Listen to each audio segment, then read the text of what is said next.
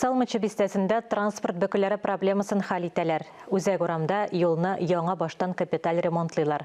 Яңа трасса берничә полосалы иркен була. Юл салуның барышын хәбәрчебездә күреп кайтты. Бистәдә яшәүчеләр юлсызлыктан күптән интегә. Ниһаять, үзәк урамда иркен яңа юл салына. Эш тәүлек буена туктап тормый.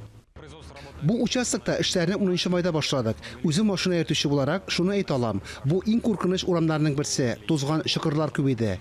Шул сәбәпле күп тапкыр транспорт бөкеләре хасыл булды. Бистәнең төп транспорт артериясендәге проблемалардан узак интектеләр. Юлның трасса кайсы фасылына карамастан, тәүлек буена юлның киң хәрәкәт полосасында транспорт бөкеләре иде. Бывает и по 3 часа стою, и больше бывает. Это просто кошмар. Вечером мы не заедем в поселок. Юл салу тәүлек буена бара. Асфальт бетон катламын яңа баштан ясыйлар. Участокның озынлыгы 3 чакрым ярым. Юлны киңәйтеп салалар. Ул нормага туры килә 8 метр. Бер вакытта тротуар да яңартыла. Тукталыш павильоннары корыла, яшел зона булдырыла.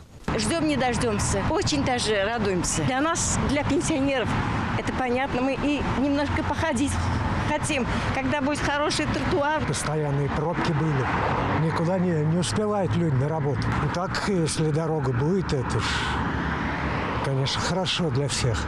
Бистә халкы яңа елны түземсезләнеп көтә. Ширина не позволяет. Юлның киңлеге барлык норматив кагыйдәләрен үтәп, 4 полоса урнаштырырга мөмкинлек бирми.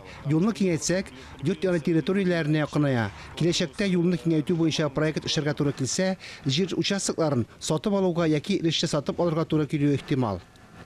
Капиталь ремонтның бу этабын октябрь аенда тәмамлау күздә тотыла. Борис Мөхәммәтов, Айнур Вәлиәхмәтов, Владимир Ярков, Татарстан яңалыклары.